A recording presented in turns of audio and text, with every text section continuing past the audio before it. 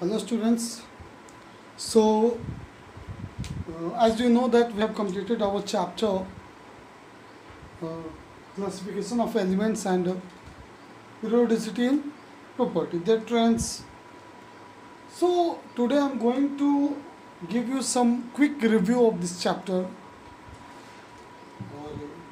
So let's start our chapter review, right? That is our third chapter and we have completed almost 3 chapters, right? Okay. So first point that we that is in our syllabus of this unit 3 is long form of periodic table, and then long form of periodic table is based on long form of periodic table is also called as modern periodic table. Before that periodic table there are a lot of periodic tables like Dobrinet's triad, Newland's octave and Mendeleev periodic table, but this one is our final periodic table and we have to start from modern periodic table. So in case of modern periodic table, there are 18 verticals row, 18 verticals row, and these row are called group. So basically we have 18 groups in modern periodic table, right? That vertical rows are called group. We have 7 horizontal rows also, and these rows are called period. 7 horizontal rows, 18 groups and 7 periods. Okay. Now we can also classify them as there are 4 blocks in whole periodic table. On the basis of block we can separate it: S block, P block, D block and F block. These are subcells basically. On the basis of these subcell we can divide our periodic table in 4 subcell parts: S, P, D, F. S can have maximum 2 electrons, so there are 2 groups of S block. P can have maximum 6 electrons, so so there are 6 groups in periodic table which belongs to P block, and 10 groups belongs to D block. Similarly our F block, right? So 6 to 8 and 10, 18 groups are there, right? S and P blocks are collectively called as representative elements. Representative elements, they are called representative elements. D block is called transition element. These are also metals. S block is metal, D block is also metal, heavy metals, right? P blocks are non-metals, metalloids. F block is inner transition elements. Okay, F block is called our inner transition elements. So what is the electronic configuration of this group or this block, S block? S is equal to ns1 to 2, either 1 electron or 2 electron. If there is 1 electron, then it is alkali metal. If there is 2 electron, then there are 2 electrons, then it is called alkaline earth metal. P block, similarly for P block electronic configuration is ns2 np1 to 2. For D block element it's n-1. N is our ultimate cell, n-1 is penultimate cell, right? n-1, D to the power 1, here 1 to 10 electron, maximum 10 electron can, and S 1 to 2. For F block it is n-2, that is anti-penultimate cell. F 1 to 14, n-1, D 1 to 10, and for S it's 2 electron. So these are electronic configuration, general electronic configuration of these 4 blocks. So how we can divide these elements in block? On the basis of their last electron. If last electron goes in S block, here S block, then S subcell, then it is in S block. If last element goes in P subcell, then it will come under P subcell, right? And similarly D and F. So again we can categorize this periodic table in three categories like metal, non-metal and metalloids. Extremely left part of periodic table, like first group, second group, these are called metals. And center also means center, there is a D block element that is called transition elements, and they are heavy metals, they are called heavy metals also, and heavy metals are also metals. So extreme left and center is our metallic part, extreme right is our non-metallic part, and there is a border between them.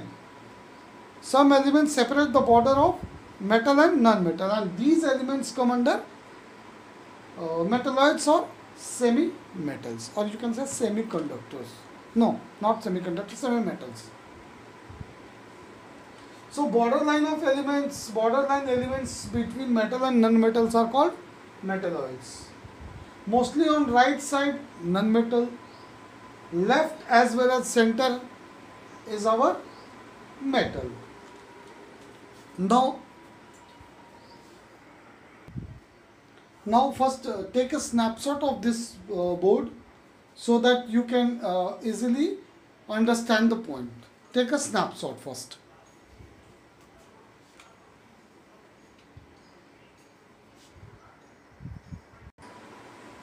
So next property is our atomic and ionic radii. Atomic radii, what is atomic radii, what is ionic radii, we have discussed, and how elements, what is the trend of this atomic and ionic radii periodically and in a group, right? So atomic and ionic radii increases down the group. We know that atomic and ionic radii increases down the group, and along a period atomic radii decreases, but also we have discussed exceptions, right? Like group 18 have larger atomic radii than 17. Why it happened? Due to van der Waals radii and so on, right? Ionization enthalpy decreases down the group, and along the period it increases. Negative electron gain enthalpy also decreases. Electron gain enthalpy of first member is very high, right? So negative electron gain enthalpy decreases down the group and increases along a period. Why increases along a period? Because atomic radii decreases. Similarly, electronegativity is also depend upon size. So electronegativity is inversely proportional to atomic size. If electronegativity increases, atomic radii will decreases. So electronegativity decreases down the group as atomic radii increases, and increases along a period as atomic radii decreases. Next is our anomalous property of second. So each and every element, first group, each and every first element of any group have different property than the than the other members, right? So anomalous property, we have studied anomalous property like small size. First member of any group have very small atomic radius, right? Compared to other members. High electronegativity due to very small size, its electronegativity very high because it is inversely proportional to atomic radii. Ionization enthalpy is also high. And one more topic we have discussed, that absence of d orbital. Like absence of d orbital, there are s and p orbitals, and maximum 4 valency is possible in that case. So first member of any group behaves have some alter behavior than other members. Like lithium is first group member, but its property resemble with magnesium. Barium, its second group member and its property resemble with aluminium. Boron, its 13 group member and property resemble with 14 group silicon. So this type of diagonally similar property is known as diagonal relationship. That is diagonal relationship. Right? So these all are the points we have discussed. Apart from these points, we have also discussed metallic property, how metallic property increases down the group. So if metallic property increases down the group, we can say that electropositivity increases down the group, right? And metallic property also increases down the group. We have discussed about hydrogen bonding. Which elements show hydrogen bonding? Phone, F-O-N. Fluorine, oxygen, nitrogen. When combined with hydrogen and form a bond, then it is called hydrogen bonding. Other than these three elements, no one can form hydrogen bonding. It is a type of covalent bonding. So these topics are the basic review which can show. This is the concept review of the whole chapter. So go through this chapter, take a snapshot of these points also, and it will be helpful for your revision. Thanks for today.